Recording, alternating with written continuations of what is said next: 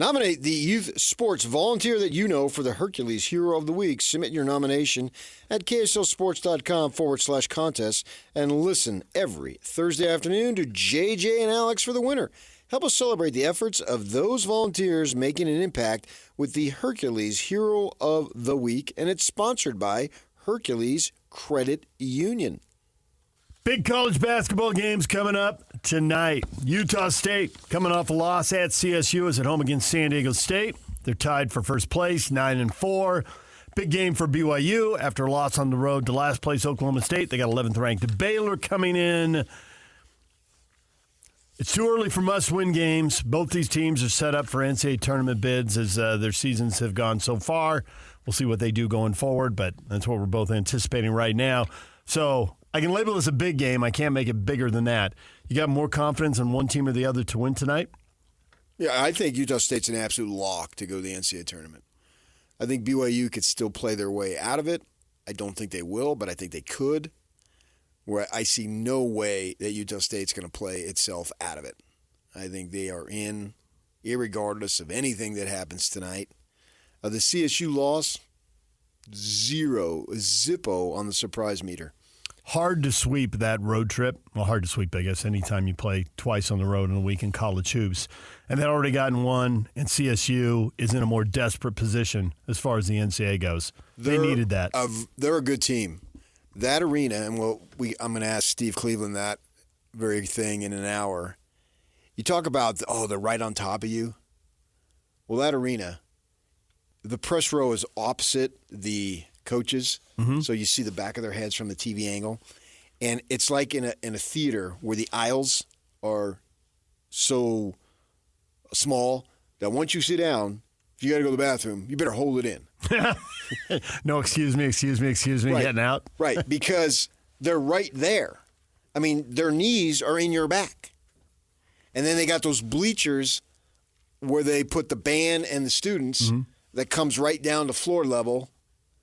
And, I mean, it's a small arena. It's maybe 8,000. Yep. And if they've got a good team, they're really, really tough to beat when the place is rocking. And you could tell it was rocking because they've got a good team. And I went there with the great Utah teams. I mean, Van Horn, Miller, Doliak, all those guys. And I can remember it was one Saturday afternoon, and it was just as electric as any place I'd been.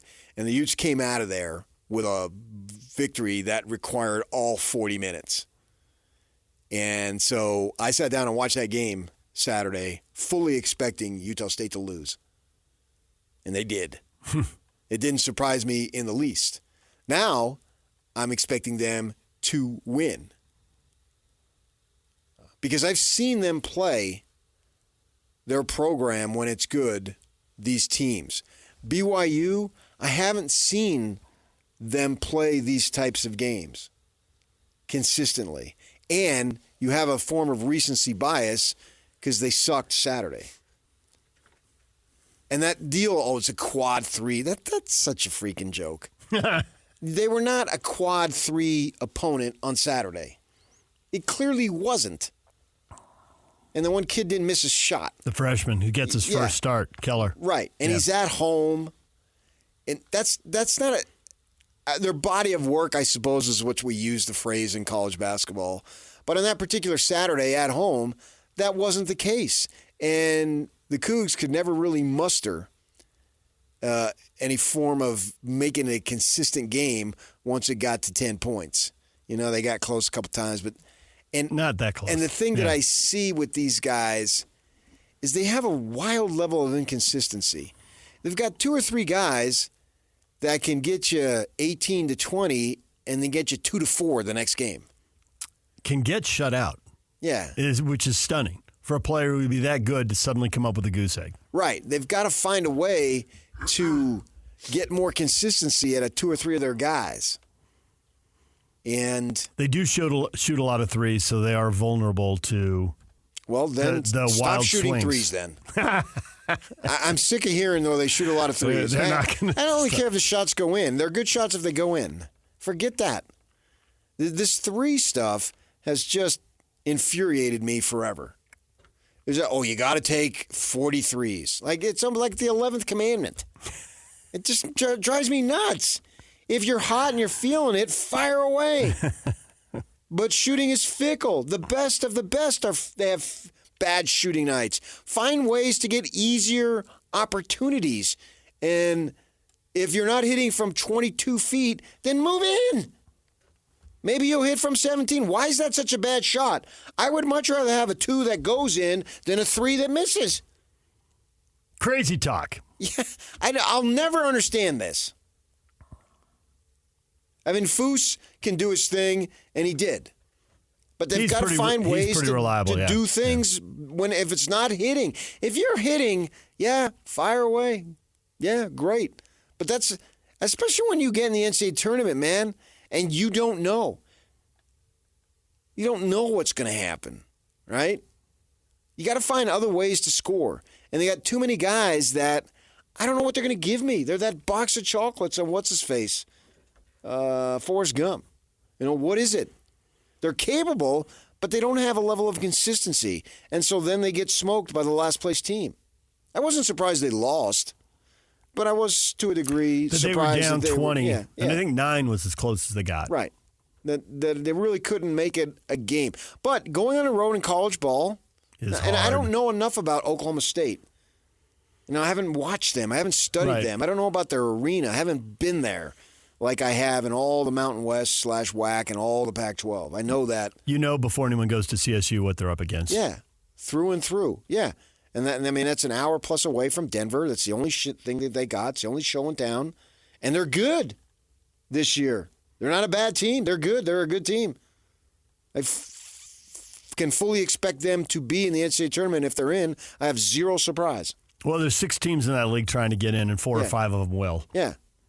And I think San Diego State and Utah State are going to get in, and then we'll see how the others sort themselves out. And there will be more. Right. Yeah, for sure. But they still have big games to play against each other in the conference tournament. I've got zero surprise. Right. I've been in that situation when good teams have gone in there. Yeah, so I understand it fully. Oklahoma State, the arena didn't look too full, but nevertheless, it wasn't. Yeah. It's just, every trip is a decent trip for these guys. It'll be better next year when the trips to Arizona. Okay, I didn't know what you were talking about. Center. As far as the quality of the competition, it's a decent trip, or as far as how far you have to go to play? Just everything involved. Just everything involved in it it's hard. It's unlike anything that any of these guys have experienced. Because they've all gone to BYU, and I realize there's some transfers, but most of the transfers they get are lower level transfers. I think that the big kid a couple years back, I can't remember his name, from Purdue, that was about it. But or they didn't play much in these other places. So it's all new experiences for them. And they're okay. They just got to find a way to continue to go 1-1 each week. And you're supposed to go 1-0. No, I'm extending it to 1-1. And this is going to be tough, man. I circled this game, this and the Houston game when the schedule came out as the toughest home games. And then, of course, Cincinnati got them anyway that I didn't really know about. Houston, they came in, had an opportunity to win that game. They didn't. And that's why I think it's important for these guys to at least be in the game, because I believe in the human factor when they create the brackets.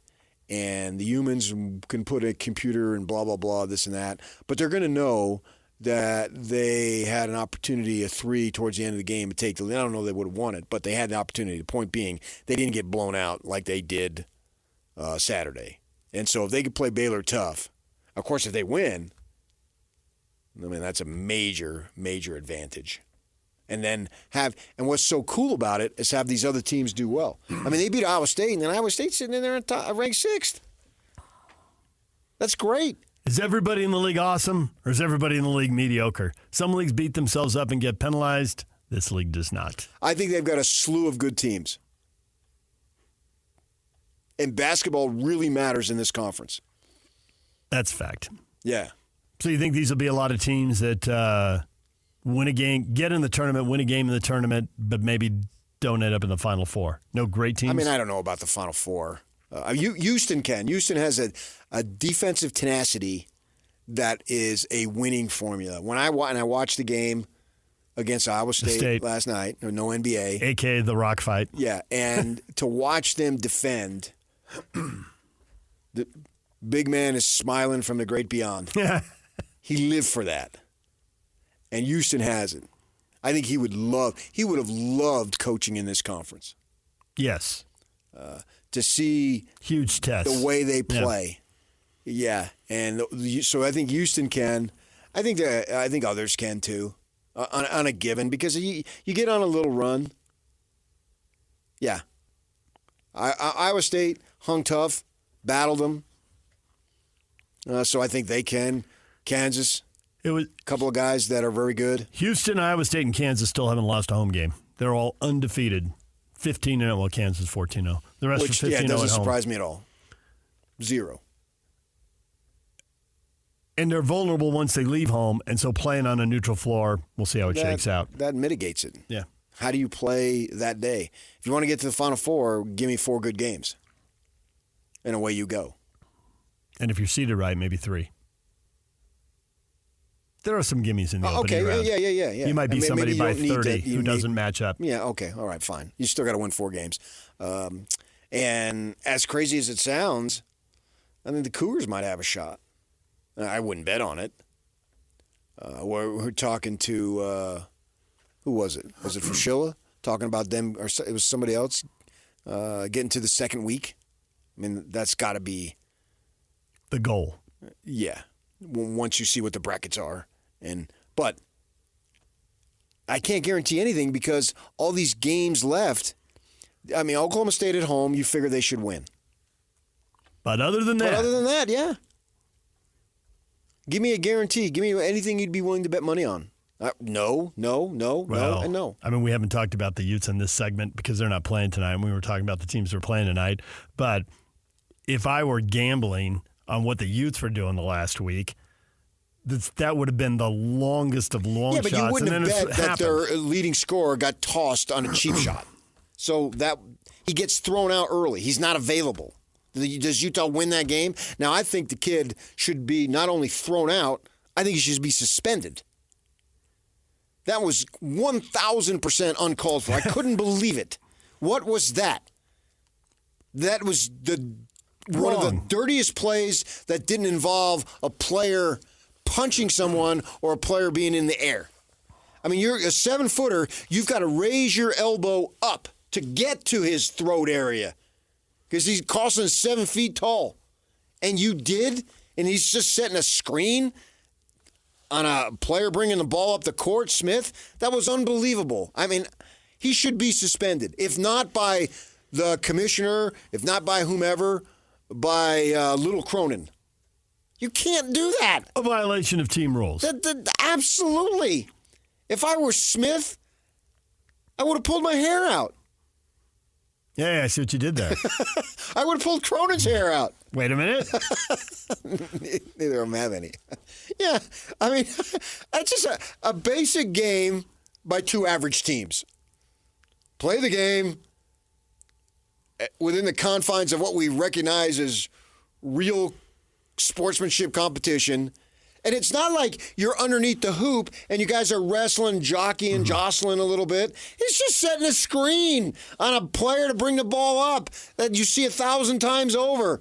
And you decide to go with your elbows that high up into his face. Any number of things could have been. He literally could have been out for the season. We've seen the fractured orbital bone. Yes. It's the broken face, the cheekbone. I'm stunned that I saw that. You just get guys underneath, and they're scratching, clawing, fighting, pushing, holding. We see that, right? And then, they get a little face-to-face, and then that's it. But guys are caught an elbow battling for a rebound all the time. Guys are jumping. Guys are leaning over to get a ball that hits the floor. It happens. Right. And then we go on. They have, I don't know, where do they go? The NBA does, or the college guys don't go to Secaucus. They go somewhere. I don't know. That replay should have took about 10 seconds. And it was so stunning to me. I've watched thousands of games, And I'm not sure I've ever, on a simple screen, that's what it was amazing to me. A simple, just go set a screen to free up the kid to bring the ball up the court. And they do that. So once he got ejected, Mac, I think his name was, that doesn't surprise me that much. The Bruins are an average team at best. But they're hot. And you were just talking about teams that go on runs. Yeah, but they just lost their best player. You're not appreciating it. I am appreciating it. No, you're not. Because once you took him out, it was a whole other ball game. No, that conference, with the exception of Arizona, is a bunch of mediocre teams running around. And for the Utes, be mediocre and be the best of the mediocre, and you got a shot to go to the tournament. And you haven't been there for 7 years or whatever it is. That's an accomplishment. Who cares if it's mediocre? If you accomplish something you haven't done since 2016, that's something to build on. People were calling for the guy's resignation last week. They get to the NCAA tournament. Yeah. Have at it, man. DJ PK, it's 97.5, The Zone. Coming up, Kurt Schmid joins us next. RSL, the opener against Messi in Miami tomorrow night. We'll talk with him next. And Steve Cleveland, more on college hoops at 9 o'clock. DJ and PK, it's 97.5 The Zone. This is a Utah Jazz Ticket Tuesday, which means we're giving away tickets at 8:30 and 9:30. Tickets next right here on The Zone. This is Jake Scott and Ben Anderson. Joining us now, guard for the Utah Jazz, the one and only Keontae George. Tell us about getting back in the starting lineup and how you're approaching it. I'm still approaching the game the same way I did. When whether I was starting, come off the bench, I was preparing like a starter. So I know when I went into the game, I knew how guys were in pick and roll. I knew what they were doing off ball. Of course, there's a difference between starting the game and coming off the bench. But for me, it was just about how can I be effective in the role that I'm put in. So it's great to, be the starting point guard and for a great organization. And, not a lot of people get this opportunity. So I'm never going to take it for granted. I'm going to continue to work my tail off, continue to trust Will and, his staff, continue to trust my teammates, and continue to work to gain the trust of the older guys. And so it's a great journey. Of course, it comes with some adversity, but, I love it. So just continuing to grow more and more into my role. Hear Jake Scott and Ben Anderson every day from 10 to noon on 97.5 The KSL Sports Zone. DJ PK, it's a Utah Jazz Ticket Tuesday. It's time to give away tickets to see the Jazz play the Charlotte Hornets. It's a Jazz Ticket Tuesday, and your chance to win Jazz tickets is right now. Be caller number 12 at 801-575-ZONE, and you'll win tickets to see your Utah Jazz at the Delta Center. Presented by UCCU. Love where you bang. Jazz and the Charlotte Hornets Thursday night. 801-575-ZONE. Caller 12 right now wins a pair of tickets. If you don't win now, we'll give away 2 more tickets at 9:30, so stay tuned for that. And you can win tickets. We'll have tickets all day long, every hour on the half hour right here on The Zone.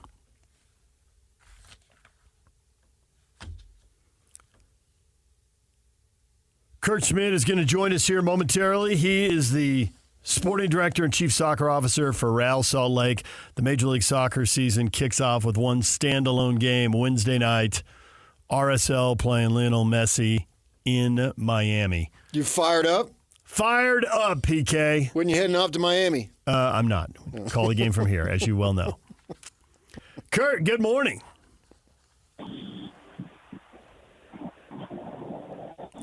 Kurt, good morning.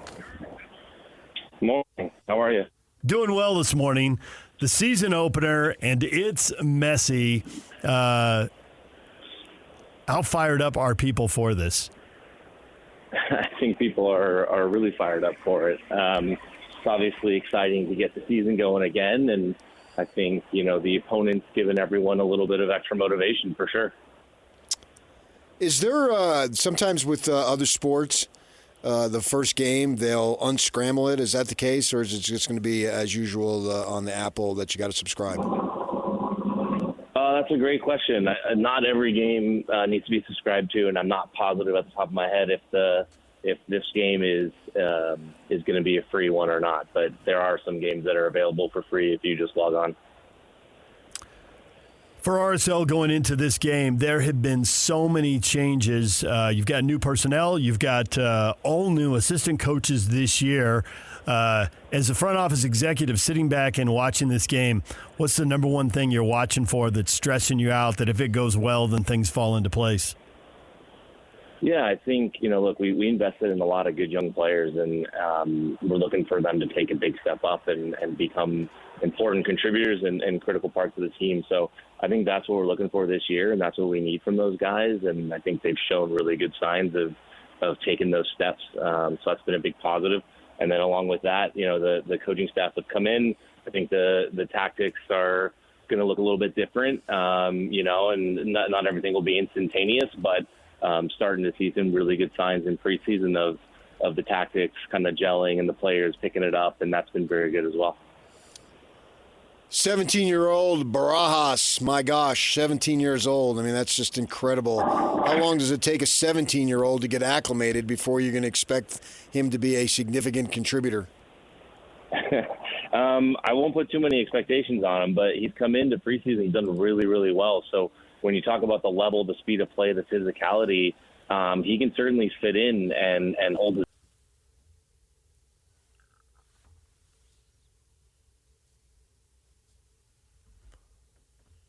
All right, well, we just lost him, so we will get back and get that thought. 17 years old, PK. We were in high school, and now he's a pro. And he's moved all around the country. He's from, he grew up in Sacramento, and he was in the San Jose's Academy. And then he went off and played in the USL and was in Charlotte. And now here he is in Major League Soccer, and he might run on the field with Messi at 17. All right, we lost you there in the middle of the Barajas answer. Go ahead and finish your thought on that.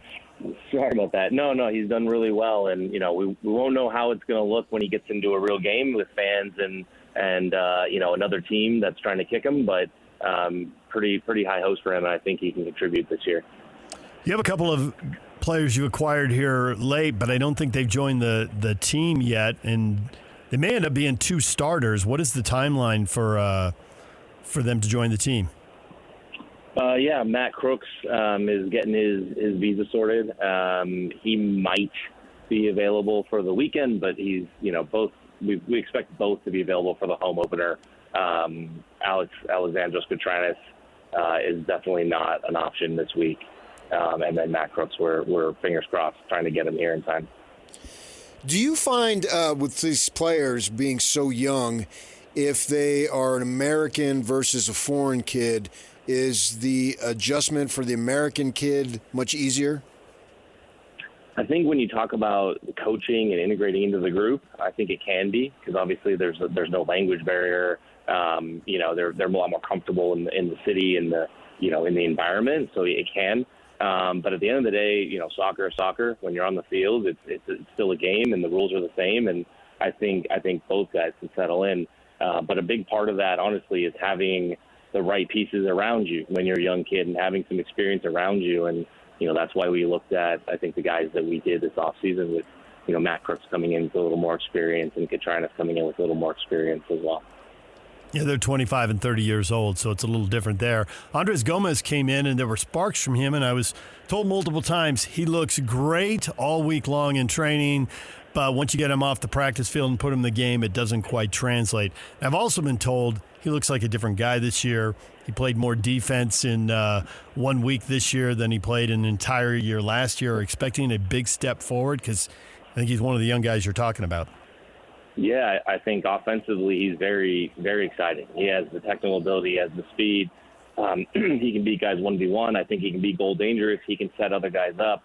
There's a few things that we're working on with him in terms of how he gets behind with and without the ball, and needs to be pretty adept at doing both of those things. So from that standpoint, we expect that step forward. And then, defensively, his commitment and his work rate defensively has been really good this preseason. And, I think he's working on actually the positioning of it, the tactical side of it, and that's what he's getting. He joined us a little bit late because he's with the Colombian U23 national team, but he's picking it up pretty quick. So, yeah, he's one of the young guys we expect more from this year. I saw Pablo give an interview here in the last week or so, and they were asking him about the referee situation with the regulars not being available. Do you guys do you coach for that? How do you prepare for that in case you get some things that you don't normally get?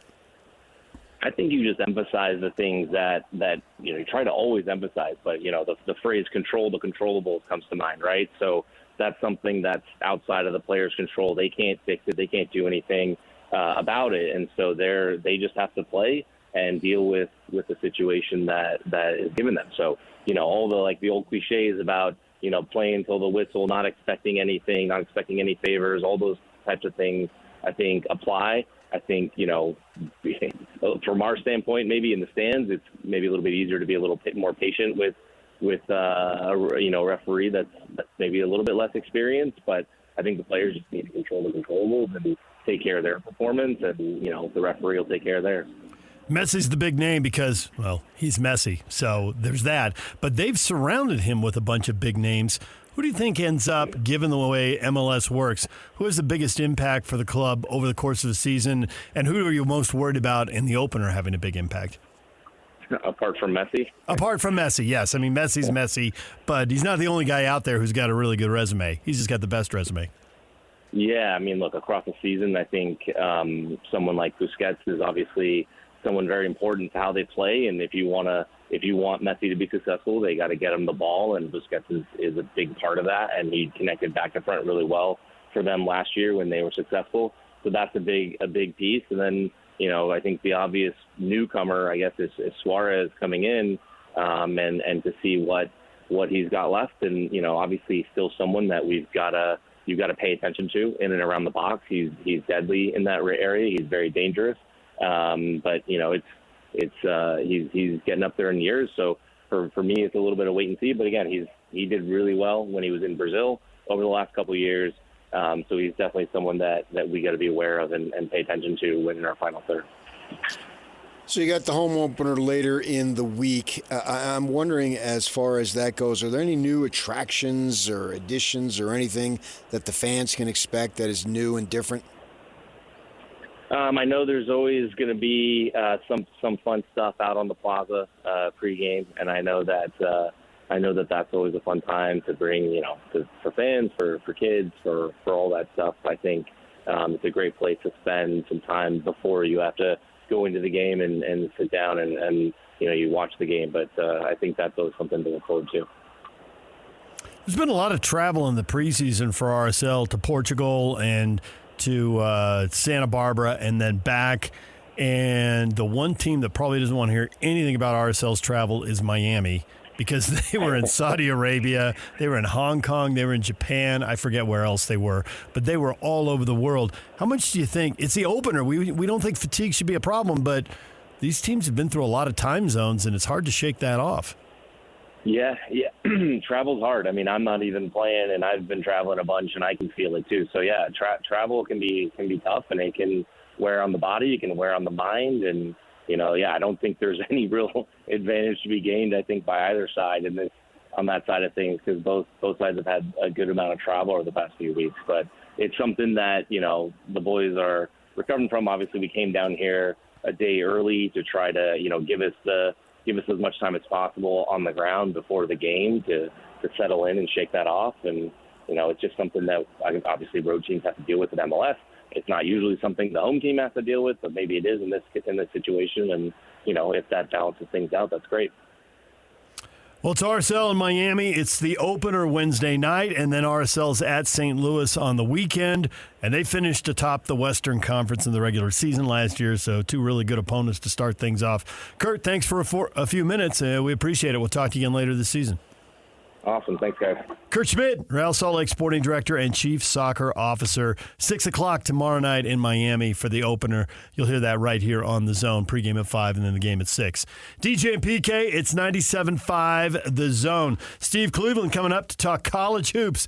BYU and Utah State at home. Big-time opponents for both schools tonight. We'll talk with him about the games coming up at 9 o'clock right here on The Zone. Remember, you got a chance to win big every week on The Zone. This week on Win Ticket Wednesday, you win a pair of tickets to the Doobie Brothers of Utah First Credit Union on August 30th. They'll be at the amphitheater. Listen to The Zone all day Wednesday for your chance to win. Okay. Concert tickets tomorrow, jazz tickets today. You've always got stuff to win. Yacht gave out a pair of jazz tickets at 8:30. We'll have another winner coming up at 9:30. If you don't win then, Jake and Ben will have winners. What a freaking great time at of 10:30 year. 11:30. Baseball's back. I'm watching baseball over the weekend. What'd you watch? College baseball. Who? Oh, jeez. Well, whatever was on. And then I fired up my Devils, watched them play Santa Clara. Had a kid? on the Pac-12 network. I wonder if how that will work going forward. ESPN Plus. I know what for baseball. They have a lot of college baseball. ESPN Plus. They'll just move it over? Yep. I think that's where pretty much everything's going to end up. Yeah, but I thought I heard that wasn't doing well. It's still there. I know because I logged in at work to get highlights from the college basketball games. You have ESPN Plus? At work. Well, give me your password so I can watch it. Not sure I'm supposed to be sharing the work password. Dude, I'm a brother in that sense. Okay, we'll talk about it. I got a security card. And I saw when I logged in, I had to scroll down. It's all alphabetical. So all the baseball games, I bet there were 20, 25 baseball games on. And then we'd scroll down to the basketball. I know I'm because in a high minority here, but you like college baseball. Sun Devil baseball was my first love. Yeah, you like college baseball. I get you. Because I had moved out from. Are they sending out clips all the time? Like my Gauchos were on the road, and they send out clips. I follow them on Twitter. I'll see, they just scored 2 in the second. Sweet. I don't. Follow and they had the video of it too. I don't follow anybody on Twitter. I watch the games. No, there you go. I had the computer fired up on Friday. Watched your Devils go to town. Yeah, I watched the Utah women with another last-second hoop to win the game. Once again, being up by double digits with like 5-6 minutes to go, blowing it, and then coming back, and then that was over. I flicked over and watched some of that. My sister sent me pictures Saturday of the fan fest that they had for the D-backs. She's going to spring training. What's today? The 20th? Spring training opens the 25th. She's got tickets to go. There, I just logged on. There's a list of NCAA baseball games that they've got. Yeah, but I don't streaming. care about them. Well, you will when your Devils are on ESPN Plus. There's a ton of games. You'll be able to watch the whole Big 12. So they all play. It's not quite at football, and I don't care about basketball. They can go to the Big 12, whatever. I don't care. In fact, I would embrace it. I've already embraced it. But the baseball, not having SC come in, I mean, I was there. I would go. And there'd be big crowds. It wasn't you and random people. It was an event. And there was a SC series. I was a student, and I knew it was so heated that I wanted to be there on the Sunday because I knew there was going to be issues. Sure enough. Big brawl broke out? Somebody got thrown at? The pitcher, it's like the first time and only time I'd ever seen it, he charged the batter. He did. Usually they come to you. I know. And I knew there was going to be trouble. And they knew because they had extra security there. That was a big, big deal for me. I know it doesn't get the run here. We'll see what happens with the Utes if they get their own ballpark. I know that's playing on campus would help, right? Yeah, over there at where they had the existing practice facility. They've got to do some things to enlarge that. Although this time of year, I mean, it's hard to play here. Maybe get some March home games. I know they're all on the road for a good while. They always are. Yeah. Sometimes they play home away from home in St. George. Do they? I've seen some of that, yeah. Maybe it's a tournament setting. At their ball field? I don't know what field they use down there. I don't know how that works. But I think I've seen like BYU play some school from California. I don't think it was Arizona. I think it was California school. Really? Maybe it was Grand Canyon. Yeah.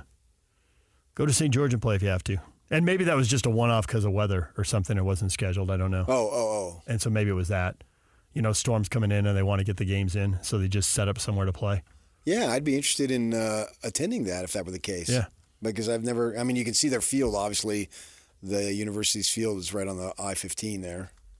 If you're going into town, right on the right. I've never been in that stadium. It looks like a pretty good stadium. You got your contacts. Call the coaches. Have them set it up. Set up a game? Yeah, let's go, guys. Move some games to St. George for me. Take care of me. You get Willie Bloomquist on the line? Coach, I got an idea. You don't really want to go on the road, and you can't play at home. Here's what you're going to do. Okay. All right. Yeah. It's a good time of year. A lot of sports getting going. Spring sports right around the corner. for the high schools and everything, high school basketball tournaments. So they have getting going. scheduled some neutral field games in San Diego this year. The Utes have. Go to San Diego, play UC San Diego and San Diego State, and bring in Loyola Marymount and CSU Bakersfield and play them down in San Diego on a neutral field. Why wouldn't you just go there? What's the difference? The venue doesn't matter. Getting rid of the travel, I guess. They'll just set up shop in San Diego for 4 days and just keep playing. Loyola Marymount would be closer to home. I hear you. But there, it's right here. Loyola Marymount and San Diego State. Maybe some kind of tournament. Yeah, they have a lot of those. Tony Gwynn Legacy Tournament, it looks like. Okay. That makes sense. So there's no designated home team. Right. Gotcha. Are we going to get Major League Baseball here? When? I saw a thing on ESPN. End of the decade. That's too long, man. I got way excited. Yeah. I don't know if that means 2030 literally or 29 or 31, but I was hoping for something in 2 or 3 years. If the A's come next year, that's a good timing over. Well, the thing I saw, Jeff Passan wrote it this morning, and he's saying the extension wouldn't have until the early 2030s. So I saw him say it on TV. But he was an aside because what he was doing is he's blasting the A's. And they were getting into the whole deal about where the A's are going to go for 3 years. Yeah. And basically, don't apply logic to this situation because their ownership is so messed up. I mean, you don't usually hear people be that dismissive. Wouldn't you like baseball here for 3 years, though? Yeah. Yeah. But I don't care how bad their ownership is. Oh, well, his point was, I don't care if they lose every freaking game. His point was you can't predict how this thing is going to play out or whether they're going to stay it's unprecedented, so how open. could you predict anything? It's never happened before. He just thinks logic doesn't apply, that they're crazy. There is no logic. They're crazy. What logic is there? I know you live your life by logic, but there is no logic that is applied here. That was his point. Well, I already knew that. But see, you could be unprecedented, and there could still be logic applied to the situation. No, there can't. There could. There can't. Well, there won't. Whether there could but or I already can't. knew that. Well, this is an you're a unprecedented genius. situation. So how are you going to logic it out? Well, why is it logic means there's only one conclusion. How is this unprecedented? Because I've never heard of a team have a temporary home for 3 years. Well, it's literally what Montreal did when they went to Puerto Rico. It may have been 2 years, not 3, but it's pretty similar. They went and played in Puerto Rico before they played in D.C. I mean, they were splitting games and moving all over the place. And they used temporary RFK as a home. You got me one. Name me two. Name me three. Name me four. Baseball doesn't move teams very often. It certainly isn't the NFL. It really isn't even the NBA. The baseball is the most stable of sports. Because it's the best. I think it's 2 teams in 50 years. And the NFL is like 9. The NFL will just move them at the drop of a hat. Where's our stadium? Give us our billions, loser, or we're out. I don't even know if you could name all the NFL moves. And I don't care. I'm not interested in logic or any of that stuff. I just want the team here. I don't care what the details are. The detail is they won't get $70 million in TV money if they come here. They do, though. I know they do. So I'm not problem. going to read all this stuff on that. Why clutter my mind with something that I can't control? What difference does it make? Average fan doesn't care about that. DJ and PK, it's 97.5 The Zone. It is a Jazz Ticket Tuesday. Utah Jazz Ticket Tuesdays are brought to you by Utah Community Credit Union. Learn and earn the app paying your family to learn about money. UCCU, love where you bank. Jazz Hornet tickets coming up at 9:30. Steve Cleveland coming up next. Big college hoops games tonight. Stay with us.